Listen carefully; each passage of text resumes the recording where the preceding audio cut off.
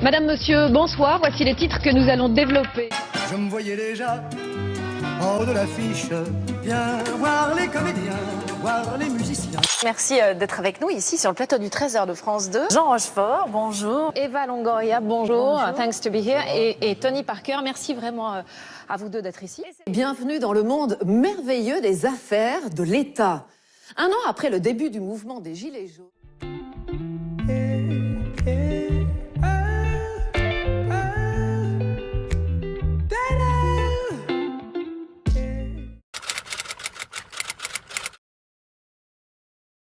Non, je suis vraiment journaliste service public. Je travaille avec des producteurs, mais je ne veux pas être productrice, justement, pour rester exclusivement journaliste de service public.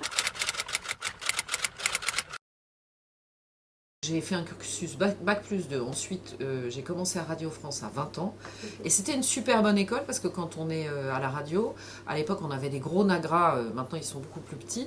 Mais je partais toute seule avec ma Super 5, mon nagra, et j'allais faire mes reportages. Et voilà, si je me plantais, je rentrais à la rédaction. Mes rédacteurs en chef de l'époque, que je trouvais très vieux et qui avaient 30 ans, donc qui n'étaient pas si vieux, me disaient tout de suite, non, là tu t'es trompé là-dessus, t'as pas posé la bonne question, etc. Donc je faisais pas les mêmes erreurs deux fois en fait, parce que ça passait à l'antenne ce que je faisais. Très vite un sens de la responsabilité quand on travaille pour une vraie antenne. Et donc ensuite j'ai travaillé pour Radio France, pour France 3, j'ai travaillé pour des boîtes de production pour faire du magazine télé, puis j'ai retravaillé pour France 3, enfin voilà, j'ai vraiment appris mon métier sur le terrain. Et avec des gens j'ai eu beaucoup de chance parce que je suis tombée sur des gens super et qui m'ont transmis les bases du métier avec une certaine intransigeance. Apprendre son métier sur le terrain avec de vrais pros, c'est quand même génial.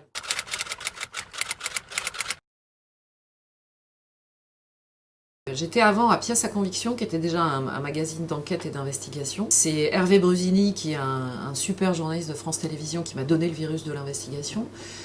Moi, j'ai toujours adoré aller au-delà de tous les discours qu'on peut nous servir, que ce soit des discours politiques, des discours de communicants, des discours de chefs d'entreprise qui, à un moment, vous disent bah voilà, la réalité c'est comme ça, et voilà comment ça se passe chez nous, et voilà tel texte de loi, et voilà tel bilan d'entreprise, et plutôt aller chercher derrière ce qui se passe et ce que on nous montre pas forcément, parce que c'est ce qu'on n'a pas forcément envie de voir raconter aux citoyens. Et ça, j'ai eu cette passion-là très très rapidement de faire des enquêtes. Faire un JT, c'est absolument passionnant. Moi, j'ai adoré ça parce que je l'ai fait pendant 26 ans, donc c'est passionnant. On reste sur le quotidien. C'est un peu la crête des choses parce qu'on n'a pas le temps d'aller vraiment à fond dans les sujets et d'enquêter.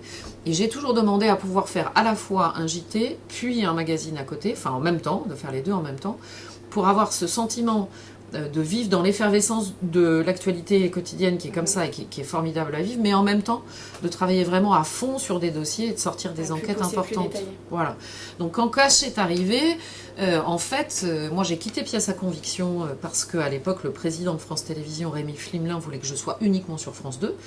Et il m'a demandé ce que je voulais faire, il m'a proposé certaines choses qui ne m'intéressaient pas, je lui ai dit bah non. Et je lui dis, Rémi, ça va pas vous surprendre, j'ai envie de créer un magazine, ni de gastronomie, ni de voyage, ça va être investigation. Il m'a donné carte blanche.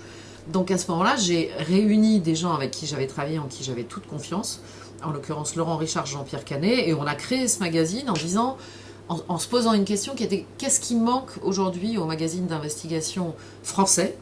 Et moi, je trouvais qu'on était beaucoup trop raisonnable. Il y avait à ce moment-là la montée des communicants qui nous expliquaient partout ce qu'on devait dire de n'importe quel sujet et qui, au moment où ils ne voulaient plus répondre, nous disaient Monsieur Machin ne souhaite pas répondre à vos questions. Et là, on s'est dit ça, c'est plus possible, quoi. Enfin, moi, je l'ai vraiment dit très clairement en disant ça, c'est pas possible. C'est pas parce qu'une attachée de presse nous dit à un moment Monsieur Machin ne souhaite pas répondre à vos questions qu'on va s'arrêter là. Et je pense que c'est ce qui a marqué la signature de l'émission, c'est quand on a commencé, en l'occurrence moi, à aller sur le terrain, déranger des chefs d'entreprise, des hommes politiques, en leur disant en fait non, on va quand même vous les poser les questions.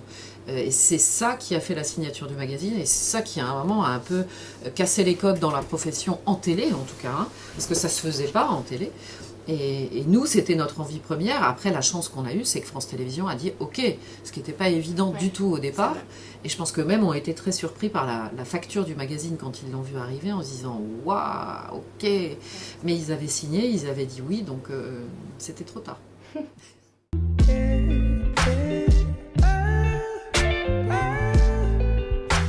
Moi, j'ai pas du tout envie d'être aimée par tout le monde. Donc ça me dérange pas. Si j'avais eu envie de ça, j'aurais présenté la météo.